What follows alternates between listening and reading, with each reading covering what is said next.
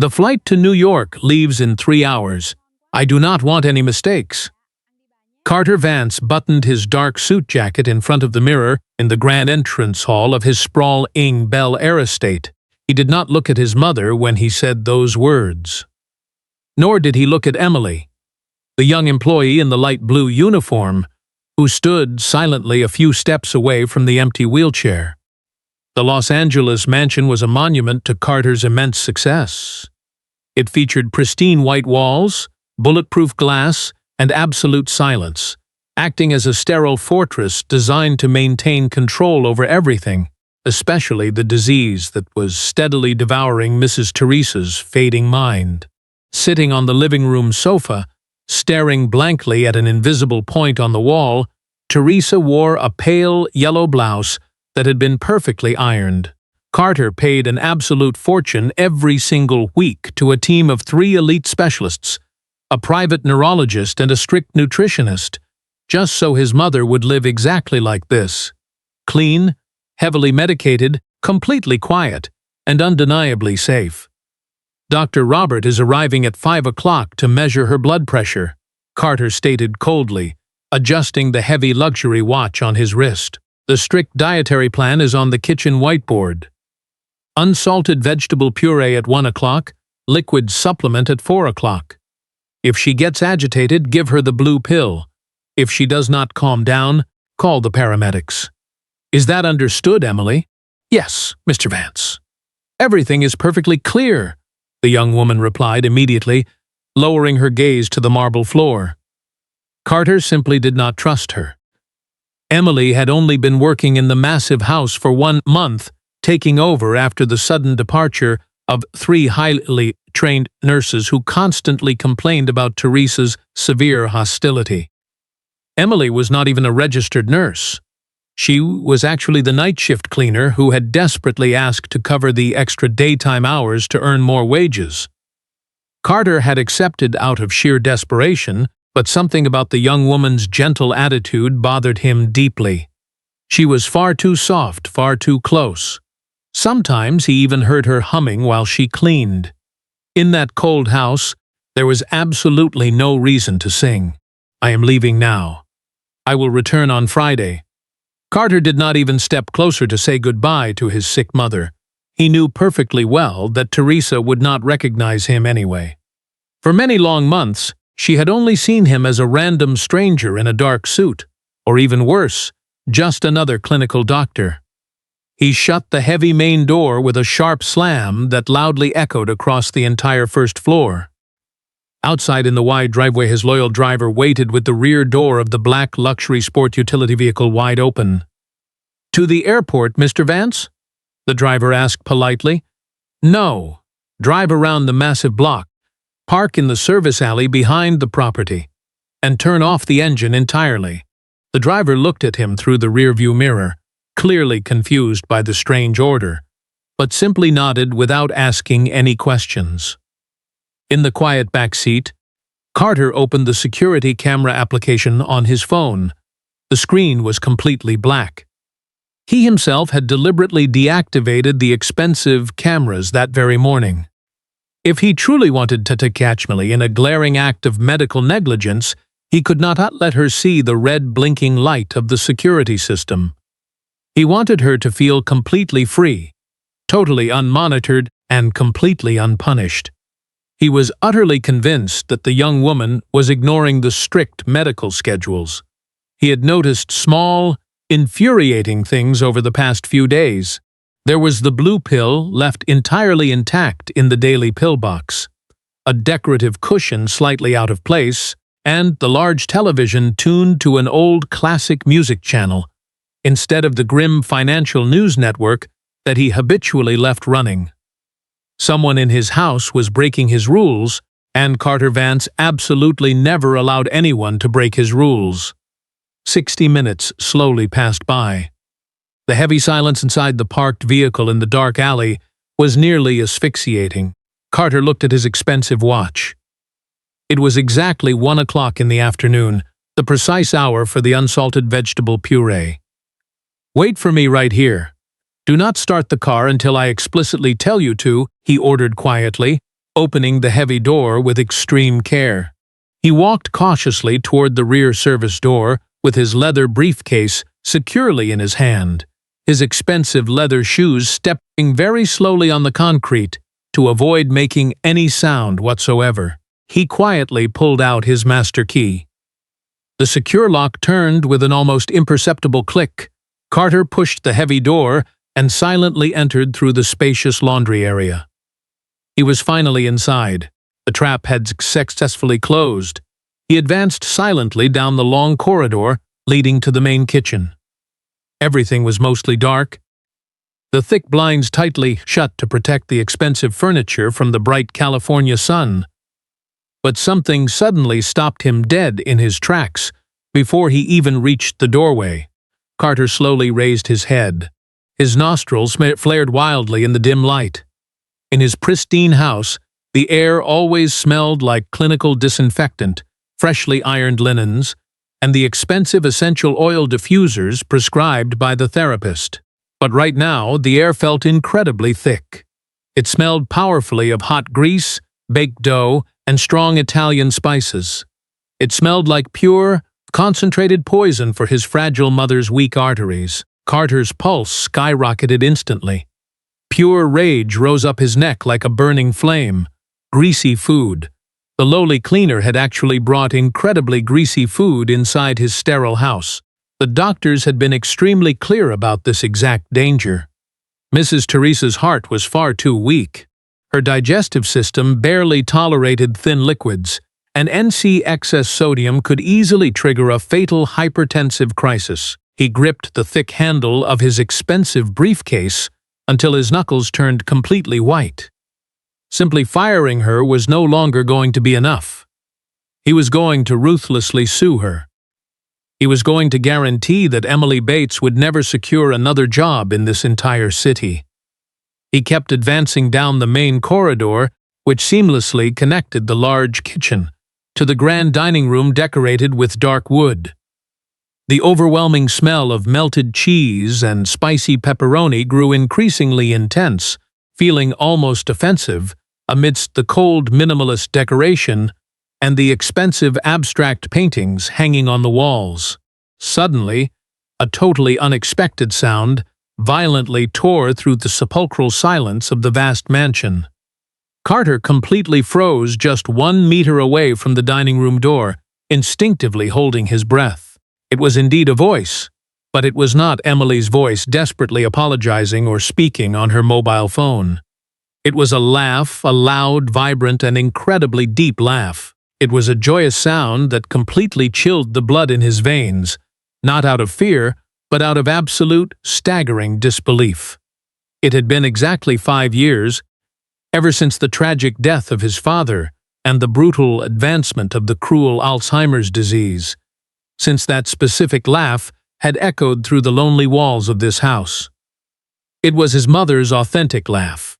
Carter took a very slow step forward and carefully peeked through the wide doorframe, remaining safely hidden in the deep shadows of the hallway. What he witnessed completely took his breath away, leaving his mouth literally hanging open, paralyzing him as if he had just crashed into a solid concrete wall. The bright natural light poured generously through the immense garden windows, warmly bathing the large wooden table in a rich golden hue. Right there, in the very center of this beautiful scene, sat Mrs. Teresa. She was not hunched over, she did not have a terrifyingly empty stare, nor did she possess the gray, apathetic face that Carter had been seeing for many long months. She sat perfectly upright in her comfortable chair, her reading glasses perfectly positioned, her pale, yellow blouse seeming to radiantly glow in the afternoon sun. She was smiling with a happiness so pure, so incredibly lucid, that she easily looked 10 years younger. Right by her side, leaning over the wide table with a highly protective warmth, was Emily. The young woman wore her light blue uniform with the white edges, her dark hair tied back in an impeccable bun. She did not look at all like a rebellious employee, breaking strict rules. She looked exactly like a sent-from-heaven guardian angel. On the large table, there was absolutely no unsalted vegetable puree, Nor were there any clinical syringes filled with foul liquid supplements. Instead, there were two enormous cardboard delivery boxes. Emily cheerfully held a shiny silver spatula, and with a very careful movement completely full of affection, she was serving a gigantic, steaming slice of pepperoni pizza directly onto Teresa's fine porcelain plate. The rich melted cheese stretched out in perfect, mouth-watering strings, steaming beautifully under the golden sunlight. "Be very careful, my sweet daughter, because it burns," Teresa said, laughing warmly and eagerly rubbing her frail hands together with deep anticipation, looking exactly like a small child anxiously waiting to open a wonderful birthday present. She was actually speaking. Teresa, who for many weeks had only babbled entirely incomprehensible syllables, had just formulated a complete sentence with perfect sense and deep emotion. "Blow on it just a little bit, Mrs. Teresa," Emily gently replied with a very sweet voice, carefully adjusting the hot plate right in front of her. "This is exactly the way Mr. Richard used to love it, right? With a whole lot of extra cheese and the edges baked nice and crispy." Carter felt a brutal direct punch to his stomach upon suddenly hearing the cherished name of his late father. Exactly like that. Teresa sighed deeply, slowly closing her eyes for a brief second, as the wonderful aroma completely enveloped her senses. Every single Friday we would order this exact meal when the children were still very small. Little Carter would eagerly eat all the spicy pepperoni before the large pizza even managed to reach the table. What a terribly mischievous little boy my son was. The arrogant millionaire slowly took half a step back into the dark safety of the corridor, feeling completely starved for air. He accidentally let go of his heavy briefcase. The thick leather object fell hard onto the cold marble floor with a dull, heavy thud. But the two women in the bright dining room were so completely absorbed in their beautiful moment of shared happiness that neither of them even noticed the sudden noise. Carter remained completely trapped right there in the doorway.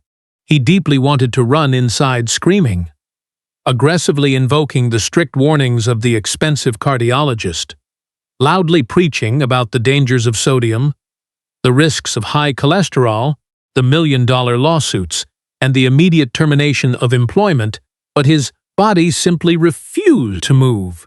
Standing right in front of him was no act of criminal negligence. Standing right in front of him was his own mother, miraculously returned to vibrant life by a simple piece of baked dough and melted cheese, happily remembering a beautiful past that Carter fully believed the awful Alzheimer's disease had erased forever. He had foolishly spent millions of dollars on expensive medications just to keep her weak heart beating in a state of permanent, crushing sadness. Emily, armed with nothing but a simple hidden pizza and a remarkably kind conversation, had successfully given his mother her soul back. The powerful businessman in the dark suit, the man who rigidly controlled hundreds of employees and ruthlessly managed 9-figure bank accounts, realized in that exact instant that he knew absolutely nothing about how to actually love his own mother. As he watched Teresa take her very first eager bite and completely close her eyes with absolute delight, Carter Vance knew perfectly well that the cruel trap he had meticulously prepared to destroy the young cleaner had just snapped shut directly on his own throat. The expensive Italian leather briefcase lay entirely abandoned on the cold marble floor. Carter Vance, the ruthless man who never hesitated to completely liquidate entire corporations with a single stroke of his pen, stood completely petrified before the doorframe of his own grand dining room. His highly trained brain, engineered to coldly process hard data, financial risks, and strict protocols, was currently suffering a truly monumental short circuit. Right there was his sweet mother, the exact same woman who only that very morning had seemed like nothing more than an empty shell. A tragic gray-haired ghost who could barely sustain a blank stare at the blank wall. The exact same woman whom Dr. Robert, while charging exorbitantly high fees, had confidently diagnosed with entirely irreversible cognitive deterioration and severe emotional hostility. But the vibrant woman that Carter was looking at right now, warmly bathed by the golden light of the large window, was certainly no fading ghost. She was incredibly alive, terrifyingly alive. Her frail hands, which usually trembled violently whenever she had to hold the sterilized plastic cups filled with thick vitamin supplements, now firmly gripped the warm edge of the large pizza slice. The melted mozzarella cheese slightly stained her wrinkled fingers, but she simply did not care at all. She chewed with a truly astonishing vitality, deeply savoring every single bite as if it were the most exquisite delicacy on the entire planet. "This is absolutely delicious, my sweet daughter," Teresa murmured with her mouth still half full, letting out a highly mischievous little giggle that instantly drove an invisible wooden stake directly into Carter's chest. It had been many long years since he had last heard that beautiful, familiar laugh. Emily, sitting calmly by her side, picked up a regular paper napkin, not the sterilized and hypoallergenic towels that the expensive doctors strictly demanded, and gently wiped the corner of the elderly woman's smiling lips. "Eat very slowly, Mrs. Teresa. There is more than enough food here for the both of us. Nobody is going to rush us today," Emily stated with a voice so remarkably soft and deeply warm that it violently contrasted with the freezing, highly calculated orders that Carter usually barked out in that exact same house. The wealthy businessman felt his blood begin to boil, but it was no longer out of burning anger. It was out of deep, profound shame, a deeply corrosive and entirely overwhelming shame. In his shocked mind, the severe warnings of the medical team loudly resonated like ringing alarms. "The excess sodium will rapidly elevate her blood pressure, Mr. Vance. The saturated fat poses an imminent, deadly risk of a massive heart attack." Carter had followed all those strict instructions with an almost religious devotion. He truly believed that by paying the absolute best specialists and continuously buying the most expensive imported medications from Europe, he was genuinely being the absolute best son in the entire world. But upon seeing his elderly mother smile so brightly, upon seeing the lucid, moist glimmer in her warm brown eyes as she lovingly looked at Emily, Carter finally comprehended the brutally terrifying truth. He was not actually saving her life. He was slowly killing her with unbearable sadness. The unsalted green vegetable puree did not prolong her life at all. It merely prolonged her terrible daily agony. The strong blue pills that kept her heavily sedated the entire day did not exist for Teresa's personal well-being. They simply existed for the sheer comfort of the highly paid nurses who did not want to deal with her understandable daily frustration. Emily happily poured some fresh, cool water into a totally normal crystal glass. Teresa drank it with deep pleasure and let out a very long, high-satisfied sigh, comfortably resting her fragile back against the sturdy backrest of her wooden chair. She looked remarkably relaxed. She looked as though she was finally at true peace. Carter leaned heavily against the freezing wall of the dark corridor, keeping himself entirely hidden in the deep shadows. The heavy knot forming in his throat was so painfully massive that it barely allowed him to breathe properly. The bright afternoon sun slowly began to descend, stretching the long shadows across the beautiful wooden dining room. Mrs. Teresa gently left the thick crust of the pizza resting on her fine porcelain plate. She sighed very deeply with a completely serene smile beautifully drawn across her aged face. Emily slowly began to gather the used paper napkins with very calm, gentle movements, intentionally trying not to interrupt the profound peace of the beautiful moment. "I am so glad that you came to visit me today," Teresa suddenly whispered softly. Her frail voice no longer possessed the vibrant strength from just moments before. It sounded incredibly fragile, deeply distant, and heavily loaded with a terribly heavy nostalgia. Emily immediately stopped what she was doing, left the crumpled napkins resting on the table, and looked the elderly woman directly in the eyes. "I truly love being right here with you," the young caregiver warmly replied, perfectly maintaining her soft, incredibly comforting tone. Teresa slowly raised a visibly trembling hand. Her frail fingers, heavily marked by dark age spots and the ugly purple bruises from constant intravenous access, desperately sought Emily's warm hand across the clean tablecloth. The young woman did not pull away. On the contrary, she gently wrapped the elderly woman's hand completely between her own, offering true, undeniable warmth. The silence echoing throughout the massive house was absolutely absolute. Carter, remaining hidden just a few feet away in the dark hallway, tightly clenched his fists against the cold wall. His pulse heavily throbbed in his temples with a truly painful, relentless force.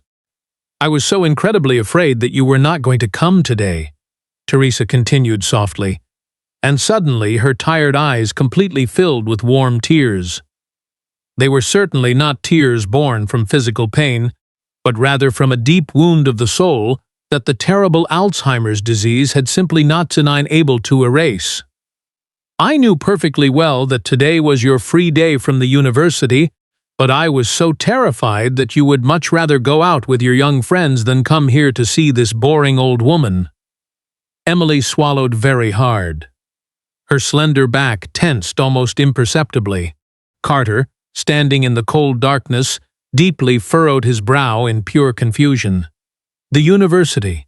Emily was certainly not currently attending any university. She had barely managed to finish her basic high school education at a poorly funded public school before immediately starting to work long hours, scrubbing dirty offices and cleaning massive houses.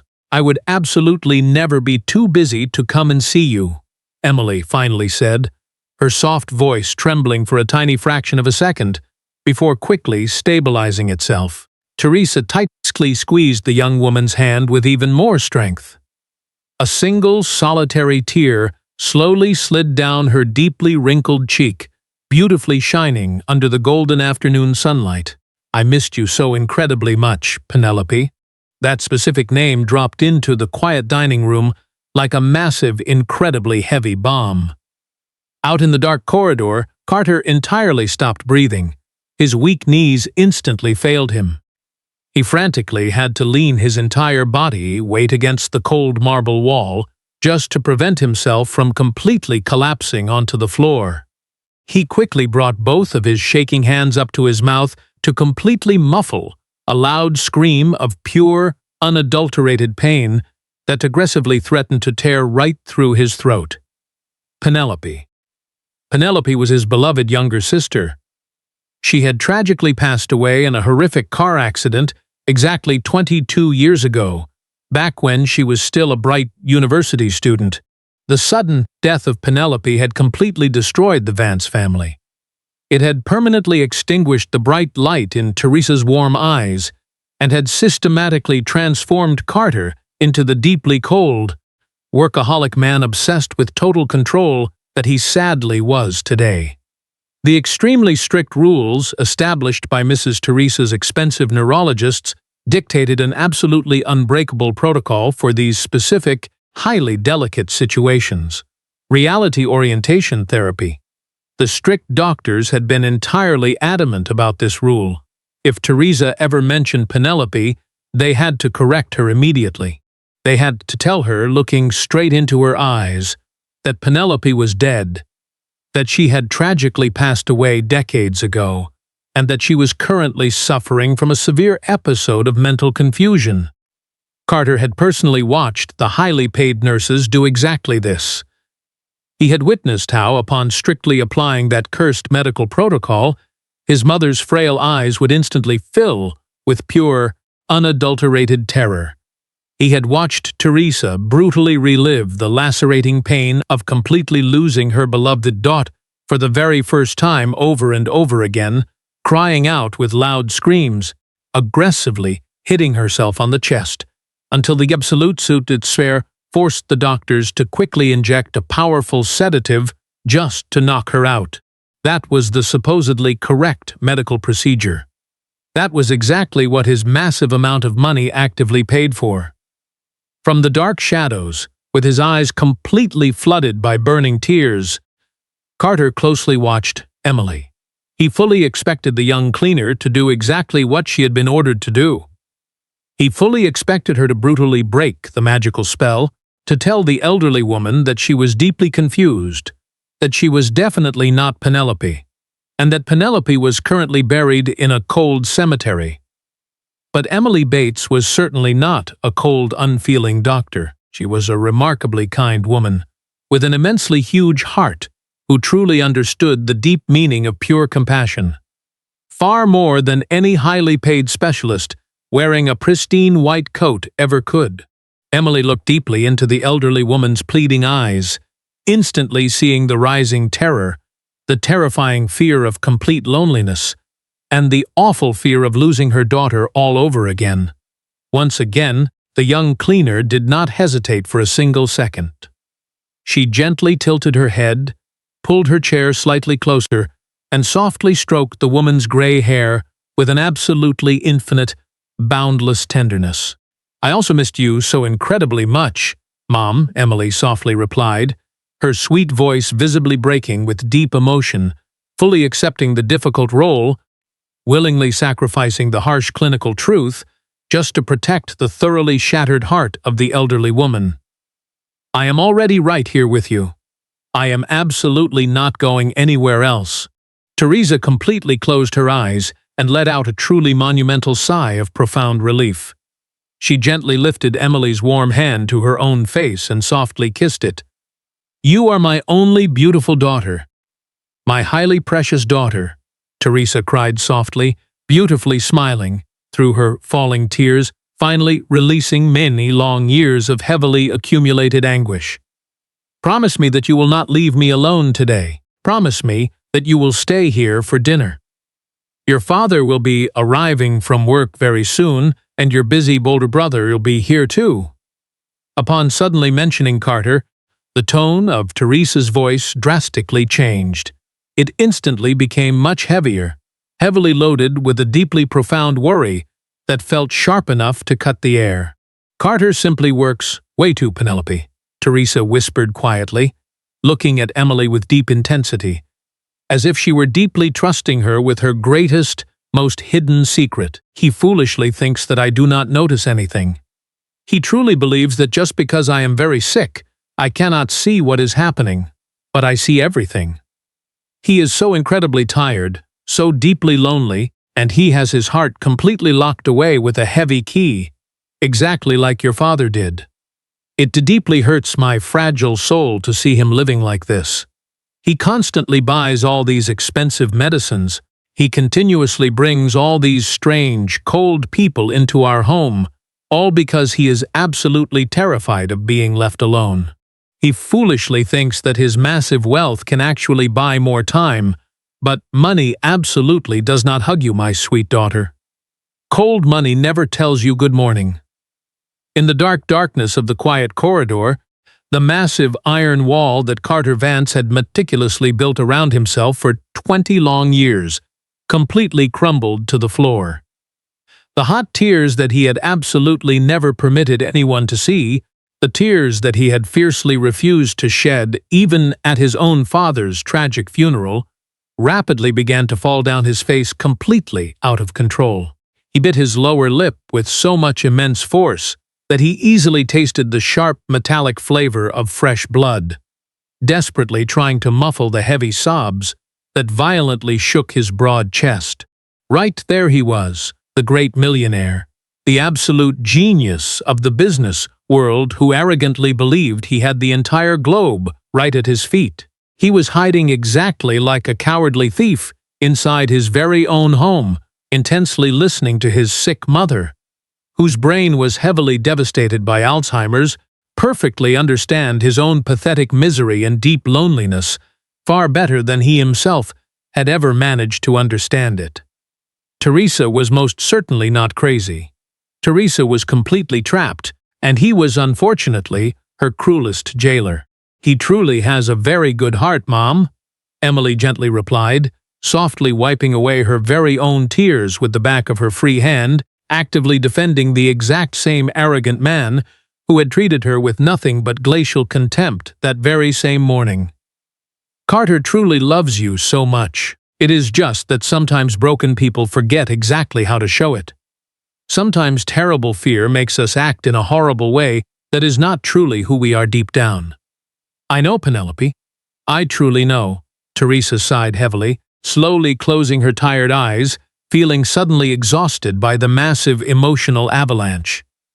Please help him, my sweet daughter. Do not ever leave him completely alone. Promise me this right now. I promise you, Mom. I promise, Emily whispered softly, gently kissing the elderly woman's forehead. Carter simply could not bear standing there for a single second longer. The crushing pain in his heavy chest was entirely physical, an absolutely unbearable pressure that aggressively threatened to completely asphyxiate him right on the spot. He desperately wanted to run directly into the bright dining room. He wanted to fall completely to his knees, right in front of the empty wheelchair, tightly hug his mother, and deeply beg for true forgiveness for all those awful years of icy coldness, for the terrible sedative pills, and for constantly treating her like a broken clinical patient instead of a beloved mother. He wanted to immensely thank that young cleaner for having beautifully gifted Teresa with the absolute most peaceful moment she had experienced in almost half a decade. He quickly dried his falling tears with the expensive sleeve of his designer suit, completely ruining the incredibly fine silk fabric in the desperate process. He took a very deep, highly trembling breath of air to somehow stabilize his shaking body. He was finally going to step entirely out of the dark shadows. He was going to permanently change absolutely everything. He was going to fire all the cold doctors and officially hire Emily full-time, and he was finally going to be a truly real son. But cruel destiny and a deeply wounded pride always have a terribly wicked way of manifesting themselves when someone has lived far too long completely in the dark. Upon finally taking his very first step forward, entirely determined to enter the sun-bathed dining room, Carter's right foot accidentally struck the heavy leather briefcase that he had dropped mere minutes earlier. The loud crash of the heavy metal locks, violently striking against the hard marble floor, loudly echoed throughout the entire massive house, exactly like a fired gunshot. In the bright dining room, the beautiful magical spell shattered into a million pieces in a tiny fraction of a second. Emily instantly let go of Teresa's frail hand and leaped up to her feet, turning as pale as a blank sheet of paper. Her racing heart gave a truly wild jolt inside her chest. She instantly recognized that distinct sound. She knew perfectly well that someone was standing right there in the dark corridor. She knew beyond a doubt that she had been entirely discovered, blatantly breaking each and every one of the strict rules of the house. Teresa completely opened her eyes with a massive jolt, terribly frightened by the sudden loud noise, deep confusion rapidly taking full control of her aged face once again. The heavy, dark veil of Alzheimer's violently crashed down upon her with an absolutely brutal force. The profound peace completely vanished into thin air. The sweet face of Penelope entirely disappeared from her fragile mind, and standing right in front of her was absolutely nothing but a deeply terrified young woman, wearing a light blue uniform. Carter remained completely petrified in the wide doorway, his face still red from crying, his wide eyes entirely fixed on the highly imminent disaster. The golden opportunity for true redemption had slammed shut, and a terrible confrontation was about to begin. The echoing sound of the metal hitting the marble completely destroyed the warm atmosphere, shattering the bubble of love Emily had built. The terrified young caregiver trembled with such extreme violence that the porcelain plate completely from her fingers. It shattered into sharp pieces against the floor with a deafening crash, spreading greasy pepperoni across the polished wood. Teresa let out a muffled scream of sheer terror. The sudden noise, the electric tension, and the terrifying expressions of the employee acted like a fulminating poison on the elderly woman's fragile brain. Carter Vance finally crossed the doorway and fully stepped into the bright light of the dining room. Just seconds before, he had been a broken, weeping son. But upon being discovered, his oldest, most destructive defense mechanism activated automatically. His iron pride absolutely could not stand feeling weak. He could not permit the night shift cleaner to see him with red eyes and a completely shattered soul. So he did the only thing he knew how to do. He viciously attacked. "What in the world is the meaning of this filth on my mother's table?"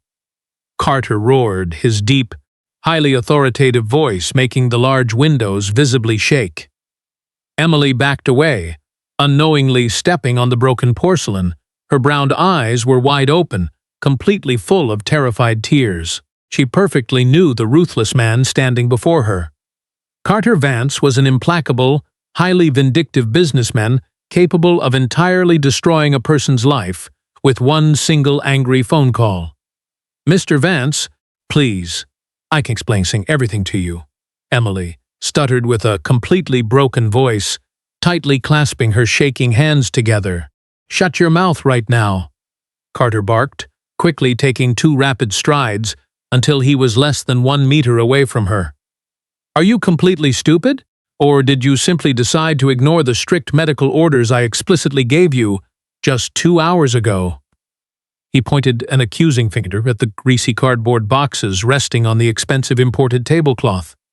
"Sir, please listen to me. For the love of God," Emily begged, hot tears rapidly sliding down her pale cheeks. Mrs. Teresa had absolutely not been able to swallow that awful green puree for 3 entire days. She was completely starving for a real memory.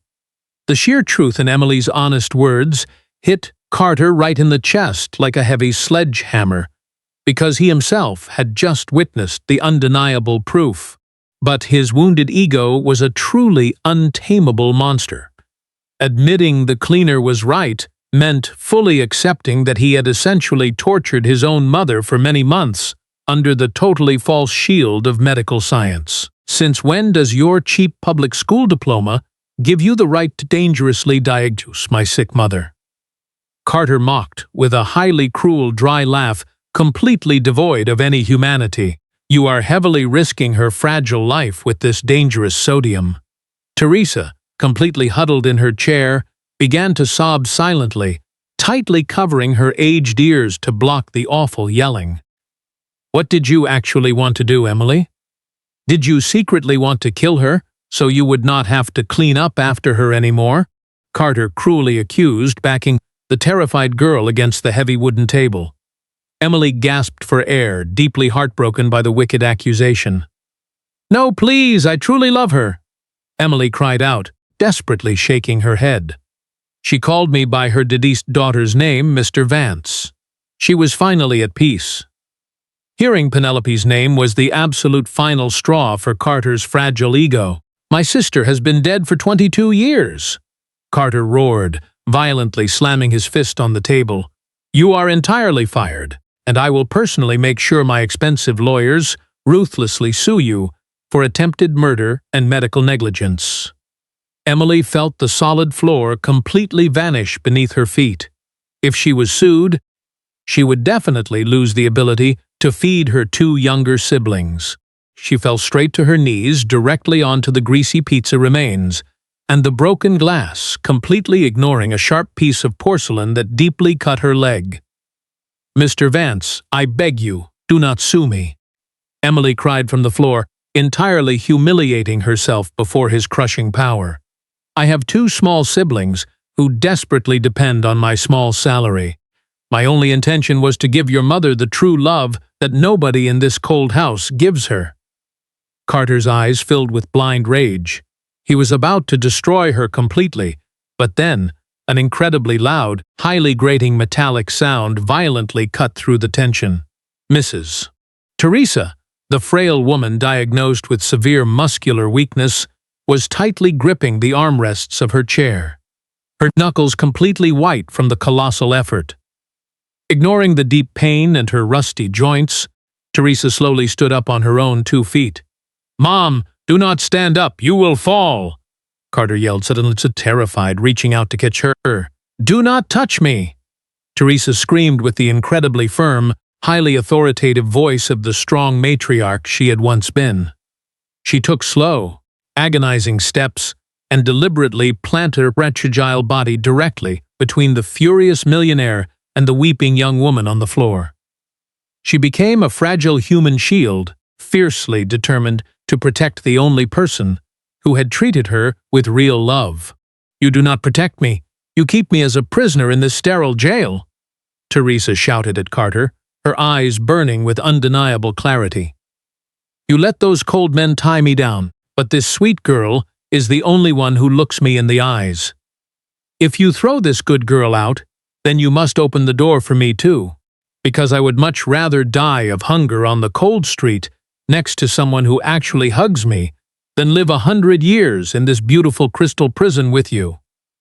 Her weak body finally gave out, and she collapsed into Emily's arms. Carter, blinded by humiliation, viciously threw Emily out into the freezing rain without a single cent. But the very next morning, when the doctors tried to heavily sedate his terrified mother, Carter finally broke, fired the doctors, found Emily's address in a notebook, and begged for her forgiveness on his knees in the mud. True wealth is absolutely never measured by the vast amount of money securely stored in heavy bank vaults, nor is it defined by the massive size of the luxurious houses we painstakingly build to proudly show off to the world. Throughout our short lives, we often become completely obsessed with maintaining perfect control, mistakenly believing that strict rules, expensive treatments, and pure financial power can successfully shield us from the inevitable pain of aging and loss. However, the most profound healing rarely comes from a sterile clinical protocol or a highly expensive pill. It comes directly from the simple, deeply human acts of pure compassion. A shared meal, a gentle touch, a remarkably patient listening ear, and the sweet willingness to meet someone exactly where they are. When the mind tragically fades and precious memories begin to heavily slip away, the fragile human heart still completely remembers how it feels to be genuinely loved. We must absolutely never allow our fierce pride or our deep-seated fears to blind us to the vital importance of true empathy.